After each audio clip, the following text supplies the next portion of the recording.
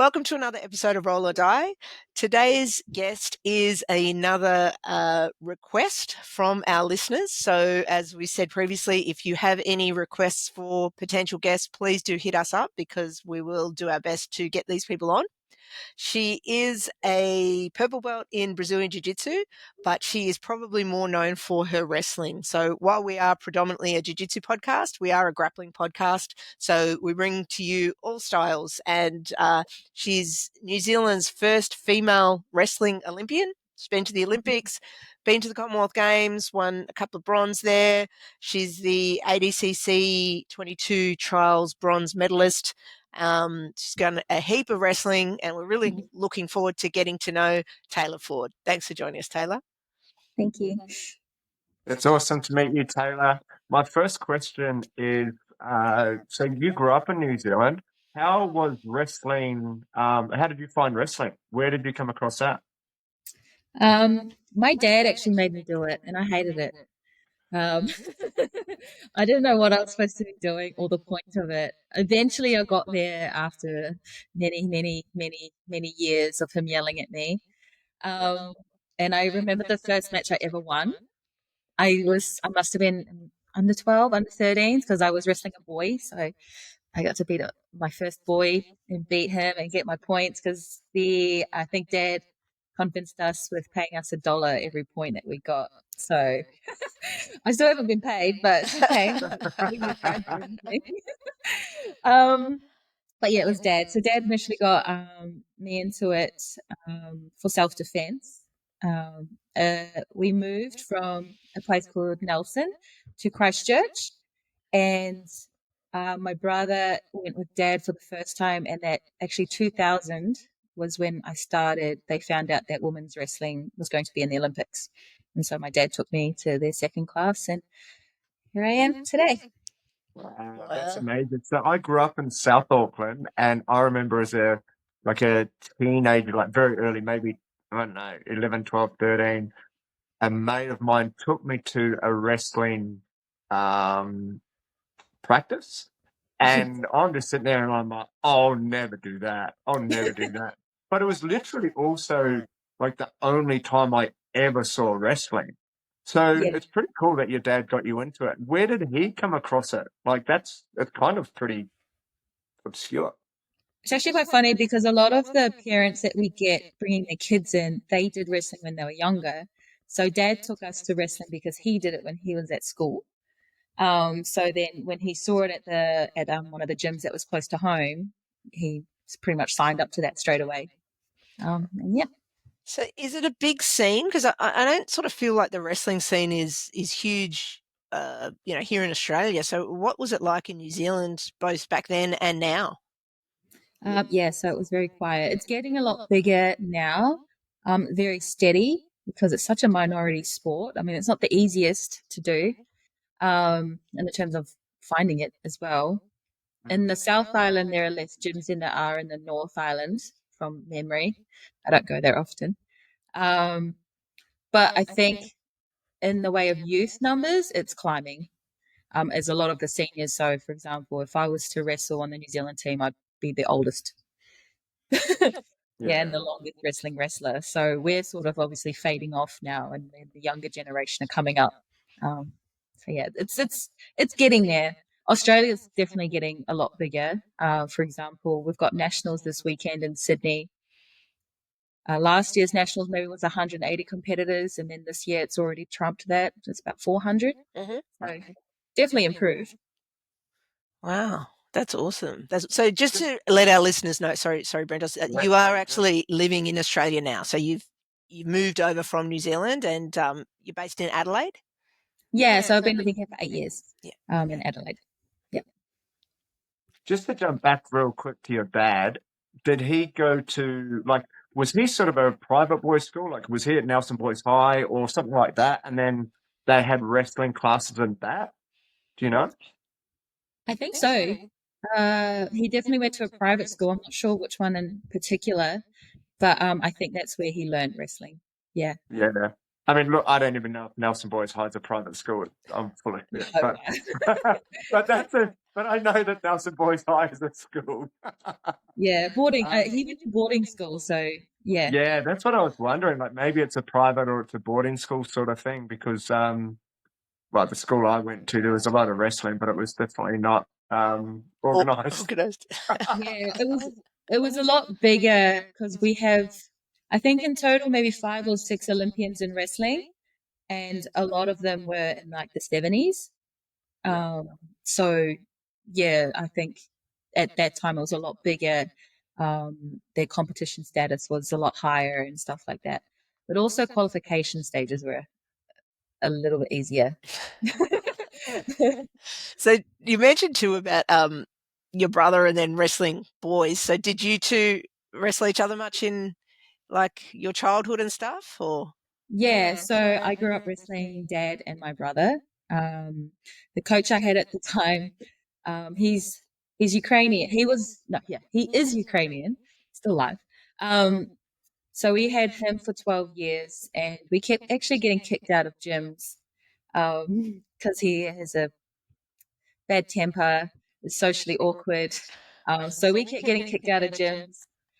So we actually ended up training at a park for a huge amount of years. Obviously, not when it was raining, and if it rained, we couldn't train on the grass, so we'd train on asphalt or Phew. under the trees or something like that. And then eventually, Dad ended up putting a mat in the garage, so we would train there in the evenings, and if we needed to, we'd actually go bike to my coach and train on the grass.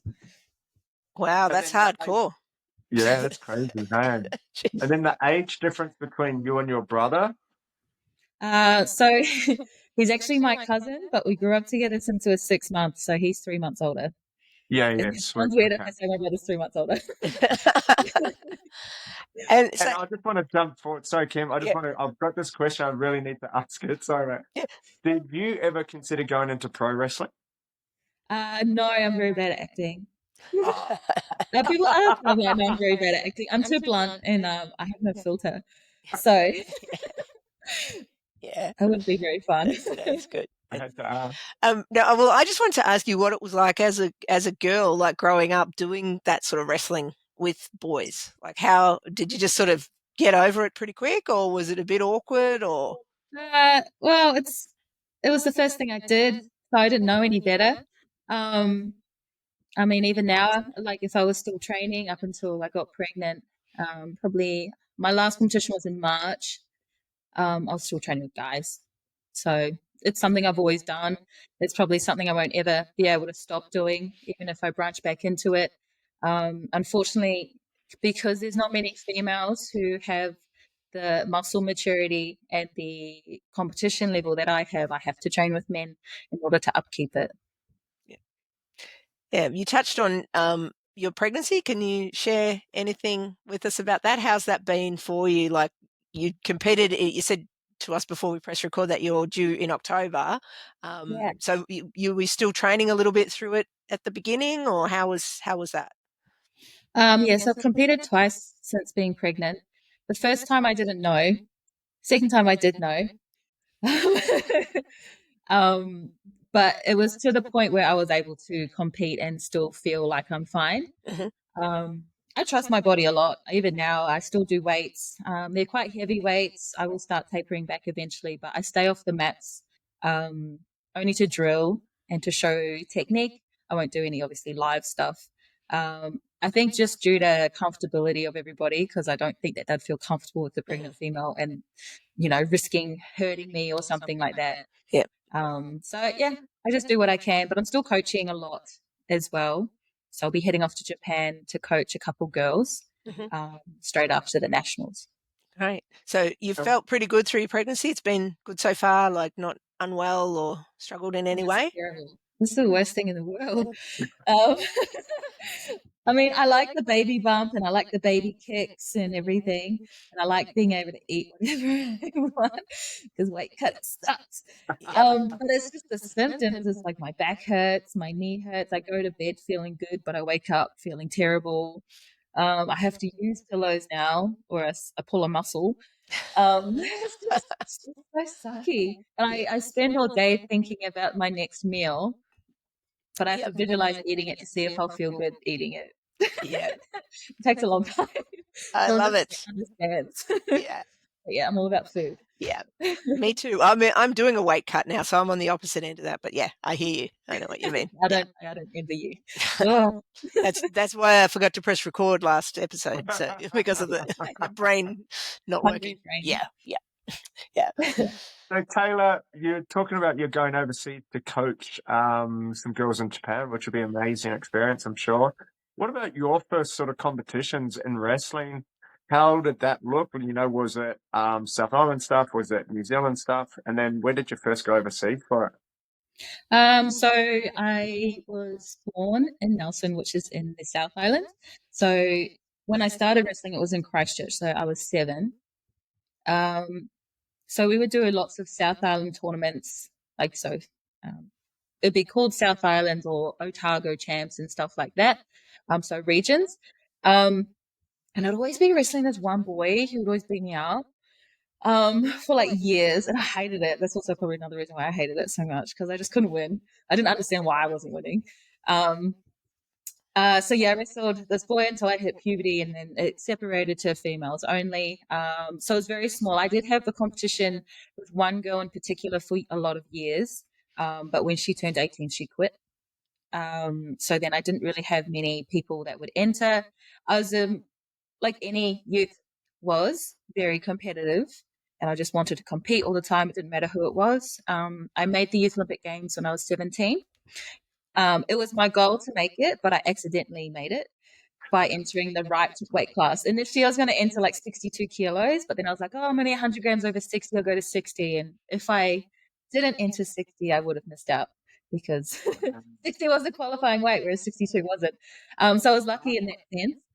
So yeah, I qualified for the Youth Olympic Games in 2010, where I placed 7th.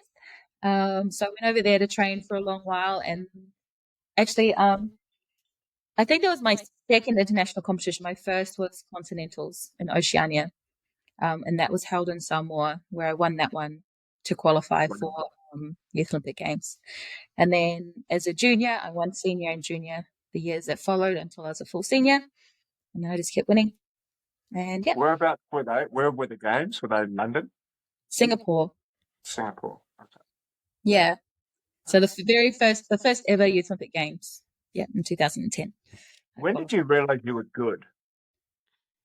I don't know. I don't even think I was good, because I've always just looked forward. I've never really looked back or reflected much on how I perform.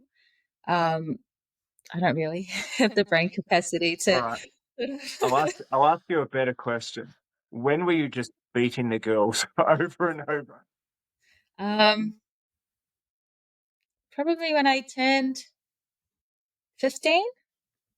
Yeah, 15, 16, when I was able to wrestle nationals. I think when I was of the age to wrestle nationals, because I think U17s was like international age. So yeah, which is from 15 to 17, I think. Yeah. So probably from 16, I'll say. And then fast forwarding to the most recent Olympics, tell us a bit about that. So as I said in the intro, like you're the first New Zealand female to represent New Zealand in wrestling, so at the Olympics. So tell us a bit about the lead up to that and all about that. Yeah, so I think it was 2023. It was probably March, and I was like, you know what, I'm going to go to the Olympics. Obviously, I've always wanted to go to the Olympics, but I had a bit of a mental struggle for a couple of years during COVID, which actually led me to pull out of the long list for the Birmingham Games, Commonwealth Games, which then I managed to speak to someone, and then, I got motivation back and went back. And then after that, I think I actually got dumped. And then I'm like, well, I've got nothing else to do. I'll just keep wrestling. And then 2023, I was like, I'm going to go to the Olympics. I like announced it to everybody. I'm going to do this. I'm going to do that. And then I started my plan and prep and got the criteria what I needed to do. So I met all criteria needs. And then 2024, when it came to qualification day in Egypt, yeah, I wrestled. I qualified. I was like, oh shit. I was like, I actually did it. But there was a bit of a process after as well. So although I qualified and met criteria, the New Zealand team Olympic Committee still had to approve it. So they did a bit of research and back, like with my previous competitions, who I wrestled and stuff like that. So it's probably about a week after actually qualifying, I was actually accepted onto the team. So even though I like qualified, I was still stressing. I was like, oh, like what if I don't actually go? They don't want me and stuff like that. But no, they did. And then that came the hard part was trying to figure out what to do of like what's a good build up.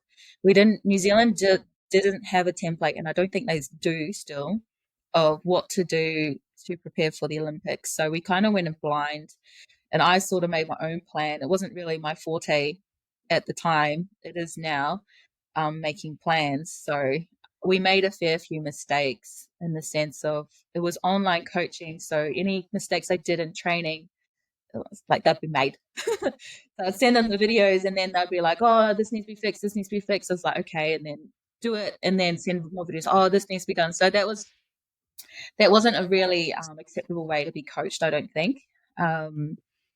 And we did about 4 or 5 competitions in the span of 6 weeks as well. So I was quite burnt out and I got sick. My best result out of one of my international tournaments, I was feeling my worst as well. So the result looked good, but I didn't feel good. So yeah, we went to Hungary. We went to Hungary one weekend, flew back to Melbourne for the following weekend for nationals, and then we flew back to Poland to compete. And then we had 2 weeks in Hungary, and then we were in Spain competing. And then I think I came home for a week, and then I went to Japan to train, and then I went home for a couple of days, and then to Paris. Wow. Yeah, and so it was very tiring. I was very exhausted, and I burnt myself completely out from doing that. But I don't think I'd ever change how we did it, to be honest. I mean, we didn't know how to do it. We came up with a plan. We did what we could. Yeah. Just to backtrack for our listeners or for people that are not in the know too much about wrestling, can you tell us a little bit about like what is the qualifiers? Like, how does it work? You said you had to go to Egypt. Like, can anybody go? Do you have to qualify for the qualifiers? Like, what's the process? So you've got to be on the long list. So generally the long list consists of people with experience of international competitions. So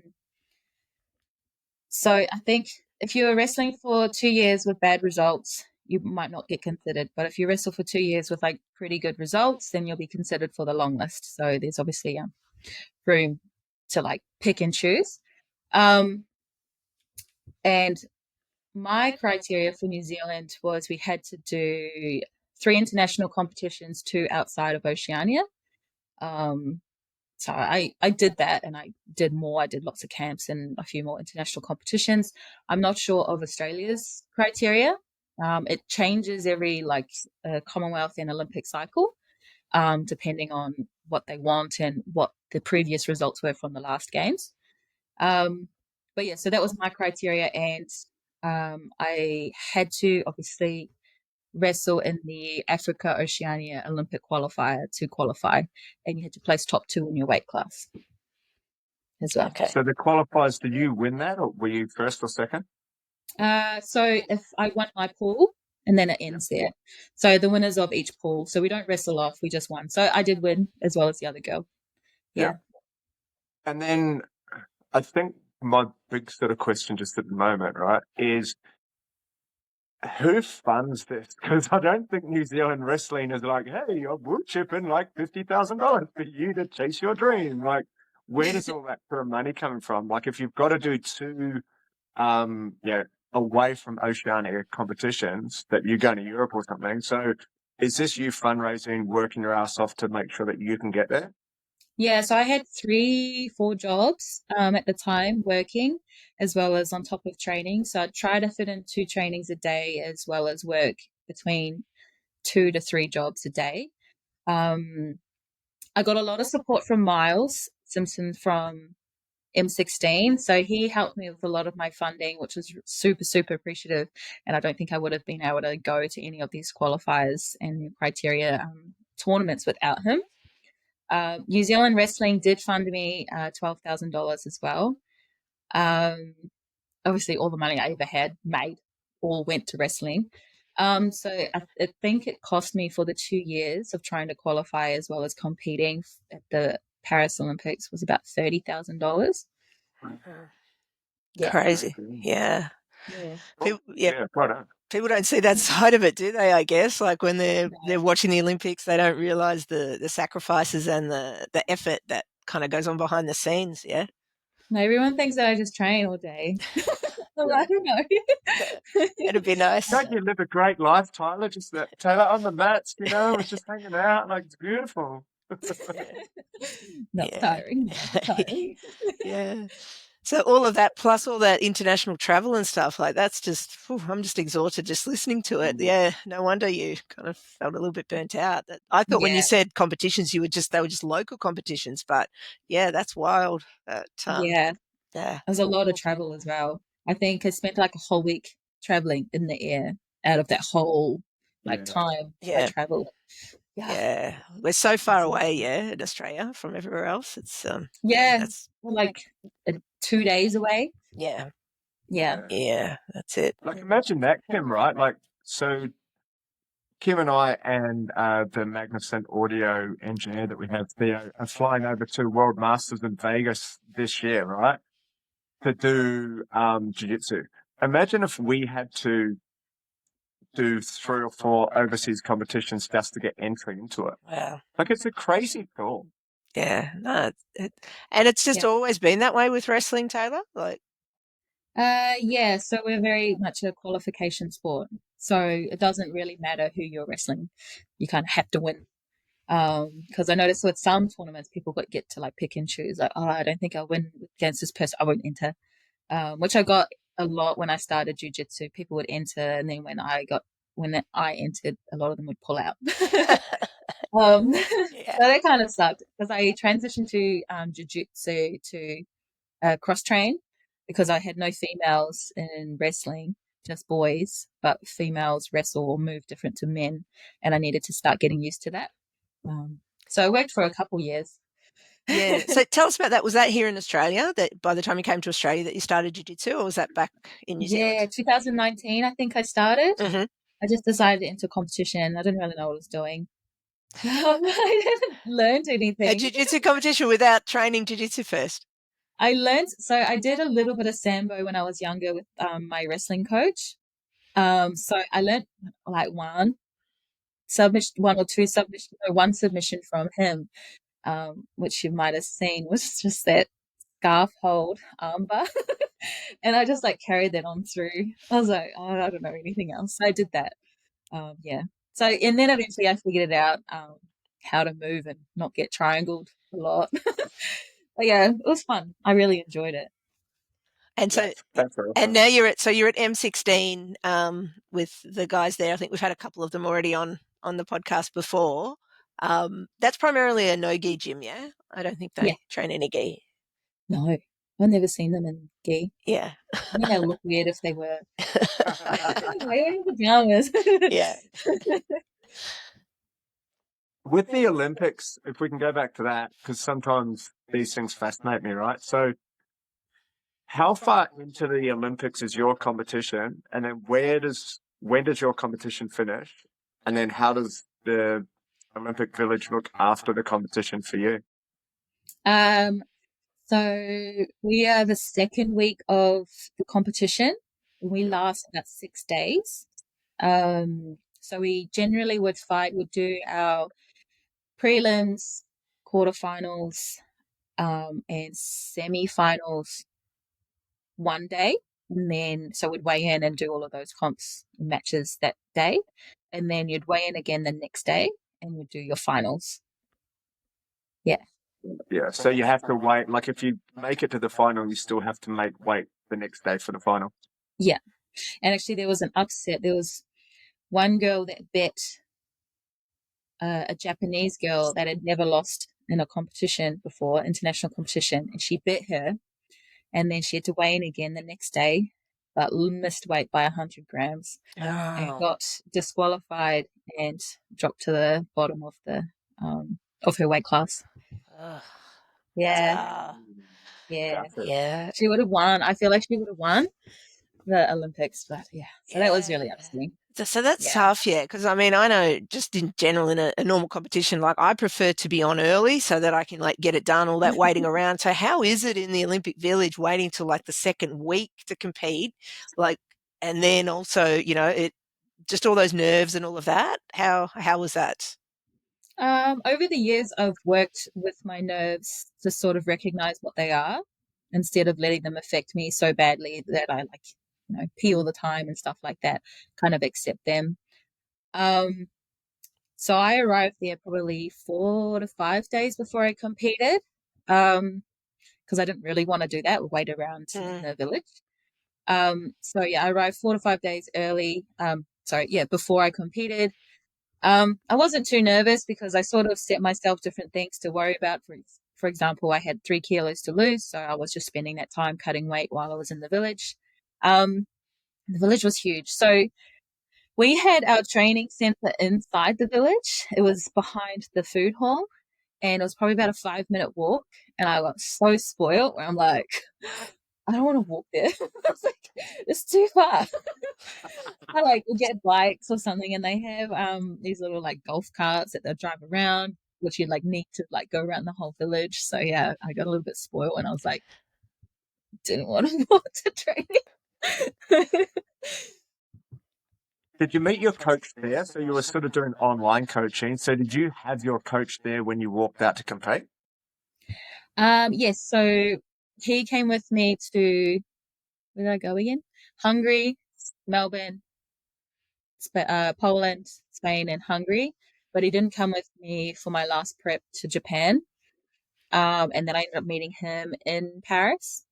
And then we spent our time there until I finished competing. And then we went our separate ways. Yeah. And then result from that, what did you learn from the competition? Like, how did you go? What did you learn? My aim was to have fun and enjoy it. I did have a few injuries, which were annoying me, which I couldn't get rid of before I competed, unfortunately. So my aim was just to relax and chill and just sort of enjoy the whole process. I'm not sure if I'd be able to do another one again, and just be proud of myself, pretty much. That's what I focused on. Such a good attitude. What about the crowds, like particularly in Europe?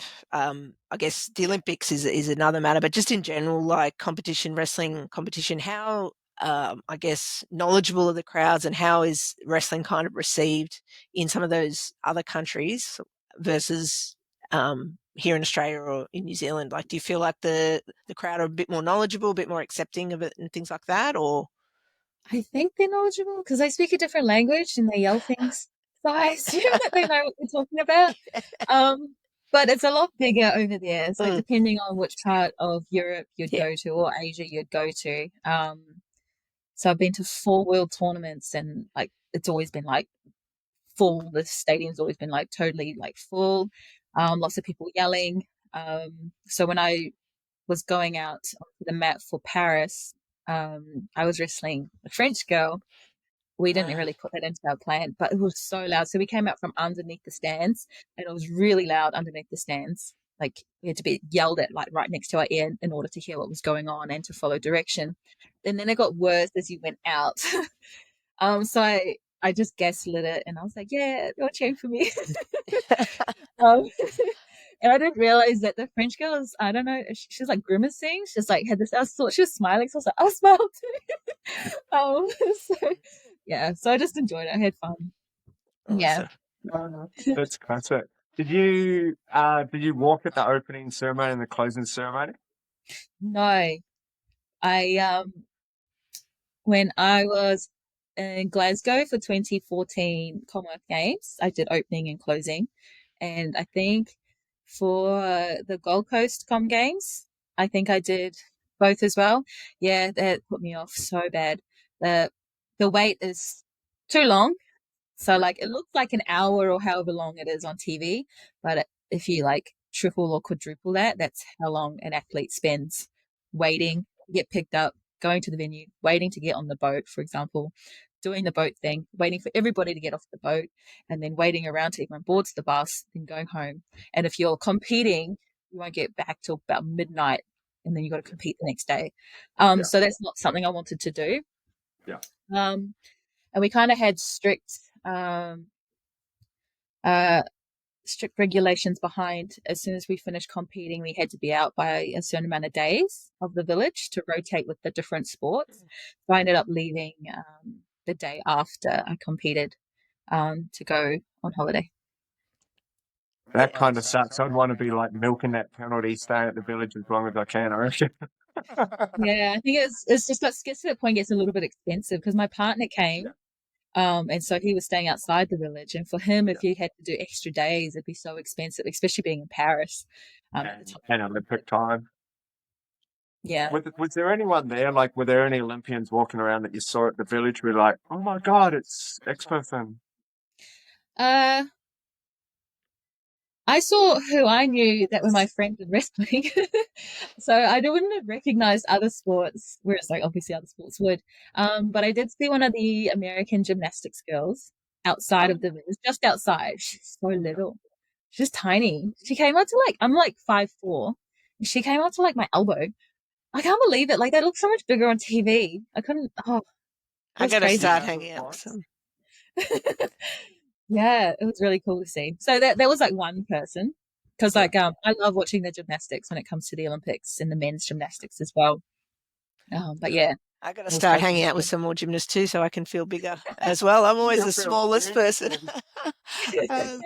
And then, Tayla, tell us a bit as well about the ADCC trials. So I remember watching those trials. You were tearing it up, and you came away with the bronze. So were you always keen to enter that, and what happened there? I kind of just went with the flow with what I was told I should do. So I was like, okay, yeah, I'll do it. We trained for it. So there was a group of us that, in South Australia that trained up together for it. So I was the only female. I think before that I had an M16 open match with Adele. I remember that. Which I lost that one. And I actually ruptured my ACL in that match. And so I didn't know. I thought I just tore my cartilage. So I was like training and I'd do certain things and I'd be like, why doesn't it work? It hurts my knee. My knee popped out. And so I was like, whatever. Did what it did. We trained through it. So there was just one thing I was just a little bit cautious about when doing the ADCC trials was like certain positions my leg would get into and stuff like that. But it was really fun. I really enjoyed it. So I lost my last match with, was it Nikki? Yeah, I think Nikki. So she ended up winning that by points. So that was really fun. And then the other girl just didn't want the bronze medal match. The girl didn't want to, what was it called? Fight, wrestle, or grapple. BJJ. Yeah. So she didn't want to do it. She like just didn't show up on the mat. So I sort of won that one by default. But yeah, it was really fun. And I loved watching everybody compete on it. That we had like trained together and stuff like that. So it was really good. And then I think 2 weeks later I had Com Games. So yeah. Yeah. Wow. How do you go? You touched on weight cuts before. Can you talk to us about a weight cut, sort of what it looks like when you start it? So, like, let's say you're going to compete in 3 weeks' time. Have you started a weight cut? Do you do it 2 weeks out? Do you do it 6 days out? Like, how does a weight cut work for you? So when I was wrestling at 58, that one was like a 2-month weight cut. 'Cause I'm not a chubby girl. I'm big, but I'm not chubby. I'm very muscular. So those sort of bigger weight cuts took a lot longer. Because I think I'd started about 65, and then I eventually moved up to 63, which was easier, but it still maybe took about 2 weeks, 3 weeks to weight cut for that sort of weight, and then it dropped down a kilo to 62. And that extra kilo is terrible. So that made it even harder. But again, it still was about the same time frame, probably about a month if I wanted to do it healthily. When I eventually moved up to 68, I thought it'd be a lot easier because I walked around at 69 anyway. My body decided to put on 4 kilos. So I still had the same amount of weight to lose, just at a higher weight class. But I found that one a lot easier, because I felt better when I did that, and that one probably was about 3 weeks. But when I did the Olympics, I had 3 kilos, and I think that only took about 3 days. We had a really good nutritionist there. She just told me what to do, and I just listened, and it happened. And that actually created a little bit more of a better insight into how to approach weight cuts better and properly as well. So wrestling is similar to jiu-jitsu, yeah? You weigh in just prior to your bout. You don't have like a day before weigh-in or anything like that? Yeah, so we're same day, but we got a time frame. So we probably got about an hour to weigh in. Okay. Yeah. And if we miss it, then we're disqualified. Oh, you don't get a second chance? No. Okay. And we have to weigh in our wrestling singlets. Yeah. Well, you'll like, you'll find a lot of people have like extra singlets that are really light. So they're weighing in them. It's like 100 grams lighter, because I think if you have a normal wrestling singlet, it's about 200 grams. So it's like an extra 200 you have to lose. So a lot of people have like lighter ones that they wear just for weigh-ins. Yeah. Yeah, let's face it, when you're cutting weight, that 100 grams, it is a difference sometimes, I think, you know. Yeah, and energy and stuff too. Yeah, Yeah. for sure, for sure. Hey, 100 grams might have cost that lady before that we were talking about. The like a gold Japanese medal, one, right? yeah.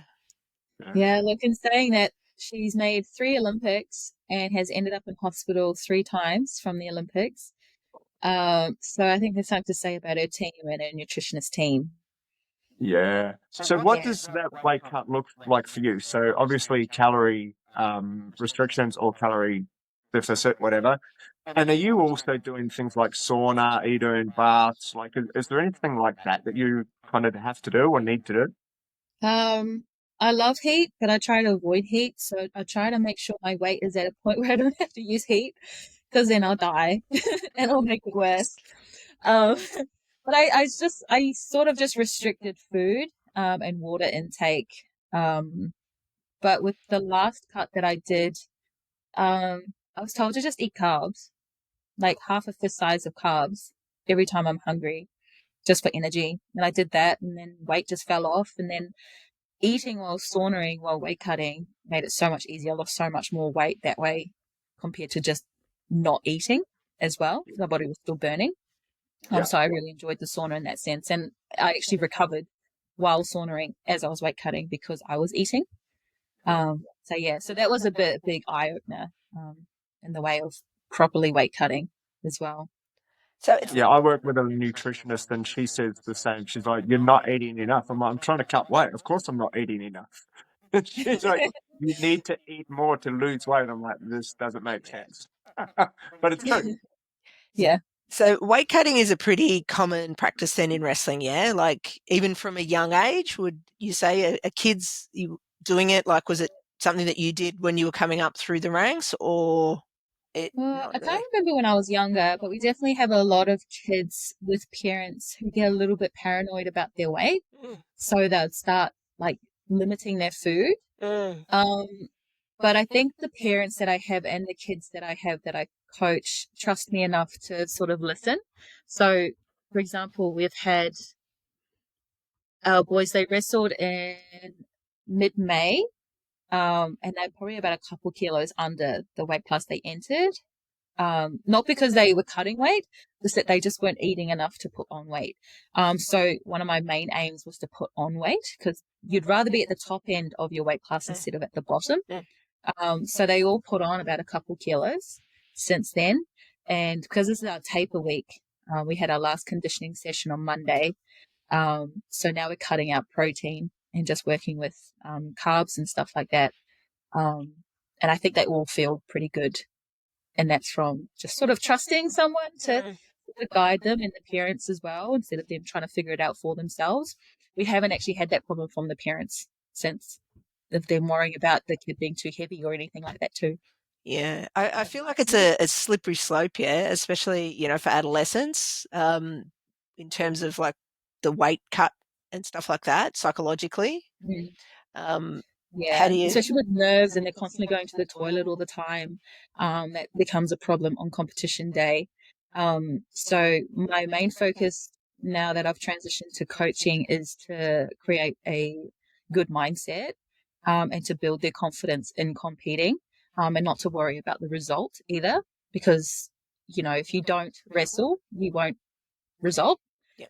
Sort of thing. Like if you don't hit that high crutch you've been working on, you're not going to win your match. If you just stall it all the time and you worry about what they're going to do or if they're going to stop you, then you're going to have problems. And so the same thing when it comes to the weight cutting. Like if you're going to worry too much about your weight, you'll lose too much. Sort of thing. Yeah. Yeah. I think that attitude is what takes people to those next levels, like if we're so focused on the result, we forget the processes that have got us there, so I think that's super important. Yeah. Because now that I'm pregnant, I'm sort of obviously I don't know when I'm supposed to transition out of the gym. I don't know anything. I'm coaching my guys to be able to coach as well. So a lot of my sessions, the boys will take themselves around for their own warm-ups and stuff like that. And then I'll just get them to sort of like demonstrate the movement we'll be doing and stuff like that, just to sort of instill what they know as well as like an added part of their trainings, too. So they can sort of trust themselves. So the less I have to correct their technique, then the more trust and confidence they'll have in the technique that they know as well. And that's sort of another approach I've been trying to instill in coaching them. Was that something you found for yourself too, Tayla? Like when you started to actually coach, did you find that your techniques got better? I actually, when I branched away from the coach that I had when I was younger, I had to coach myself anyway. And when I was pulling results from my own coaching, I guess I had that confidence, in myself and my ability. And I sort of want to pass that on to others as well. As I've branched into coaching these past 2 years, my aim has been doing the seminars and workshops to be able to teach people how to teach the movements back as well. And what about females in wrestling? Are you seeing more of them now than beforehand? Yeah, actually, lots of young girls. So that's really exciting because I think Wrestling Australia is starting a program for the 2032 Brisbane Olympic Games, targeting the youth, bringing them up to elite level. And seeing the amount of girls at a young age is really, really good. And there's actually one girl in Sydney who started up Australia's first female-only wrestling competition. And when it first started, there was about 9 girls. And then the competition we had this year had about 25. So that was from young youth to senior. Yeah. Fantastic. Ooh, that's really cool, eh? I think the growth of... I remember when you came back from the Olympics and we were seeing you all over the place. All right, pop quiz. iPhone or Samsung? iPhone. Ooh, strength or flexibility? Strength. Pasta or rice? Rice. Steak or chicken? Steak. Wrestling or jiu-jitsu? Wrestling. He normally, with that one, Tayla, he normally asks takedown or guard pull, but I guess it was a no-brainer what that one was going to be. He's just throwing people around the mat. Yeah. All right, probably a name we might not know, but who is the greatest of all time for female wrestlers? Sorry, say that again. Who's the greatest of all time for female wrestlers?